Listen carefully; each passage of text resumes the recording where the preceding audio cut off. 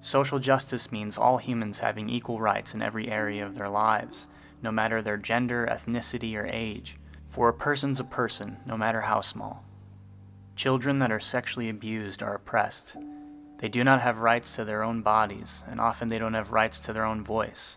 There are children that are literally dying in this country from sex abuse, whether that's from being murdered or STDs, or even dying of complications of being raped as a baby or young child. Even more are dying in their own souls. They need a voice and they must be heard, whether it's through us or them. This is a social justice issue, and more needs to be done. Sex abuse comes in many forms, from rape, molestation, and exploitation to sexual exposure to a child and child pornography.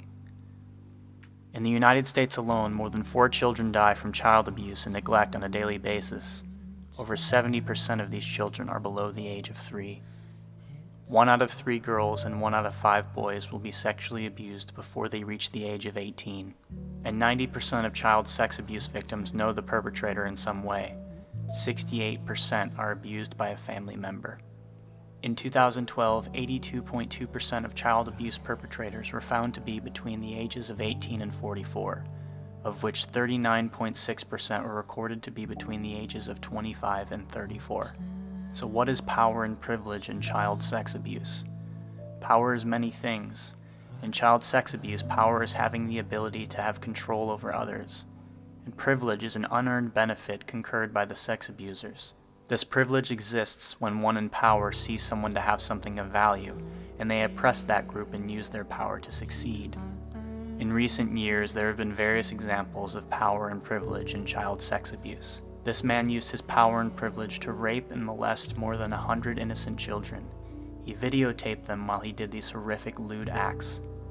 John Burbine, 49 of Wakefield, was indicted Thursday by a Middlesex grand jury on more than 100 counts of child sex offenses. He gained access to many of the children through a child care service operated by his wife. Many of these children were infants. His victims ranged from 8 days old to 3.5 years old. Another, Jerry Sandusky, the 71-year-old Penn State assistant football coach, used his power and privilege as a coach to sexually abuse many boys over his lifetime. The numbers continue going up. He would use team travel to get access to the boys. They were enrolled in his charitable foundation, The Second Mile.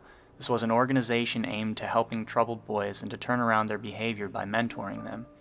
He used this to target his victims as well.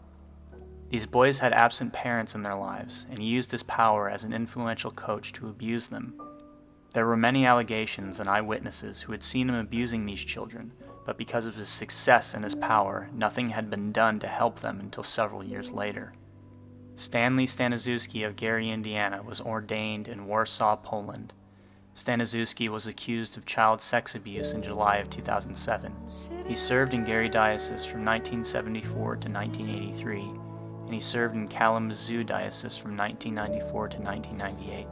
He now lives in Florida and is no longer in active ministry. He is named in one civil suit in Gary for the abuse of a boy at Casimir Catholic Church's grade school from 1979 to 1981. He has not served any jail time, along with many other priests that have used their power and privilege to abuse children. Most recently, Jared Fogle, a known representative of Subway, is another man that used his power to sexually abuse his victims. He was described as having a privileged upbringing and even admitted to his fame allowing him more access to children, and used that to hurt and forever scar his victims. He was sexually abusing children and actively engaging in child pornography for years without being indicted until recently. Many children would have been free from the pain of sex abuse had he been locked away. There are countless stories like this that range from fathers abusing their children by using their power as a parent, or a priest using his power in the church to sexually abuse children. There are teachers, coaches, leaders, both male and female, using their power to sexually abuse children. Where children are so innocent and so trusting, people have used their power and their privilege to take advantage and to forever leave a wounded scar deep within their hearts. Through the oppression and injustice of many children across America and across the world, it is in fact power that has unequally divided children, the justice system, and ultimately the perpetrators from coming to justice. Social order is based on the control of money and power, and that is why so many sex offenders never see a day in prison. Why is it that approximately only 2% of all sex offenders are prosecuted? Is it merely because of the power of the offender? Is it because children are often overlooked and rarely heard? In every child sex abuse case that happens in Indiana, all cases are brought to the attention of DCS. DCS works to protect the child and ensure that never happens again, but they are not criminal court. Many of these offenders are never prosecuted, slipping through the cracks and never spending a day in jail. We need to make a change and be the voice for these children. We need to speak to legislators, write letters, and find ways to partner with the police and investigators to make sure the perpetrators are held accountable for their crimes. Many of these children have lasting consequences, such as drug abuse, alcohol abuse, and mental illness. They may be scarred with an STD for the rest of their lives, while the criminal is out there in the world hurting more children. This can be no more. If you know a child who is being hurt and you suspect something is not right, please call 1-800-800-5556.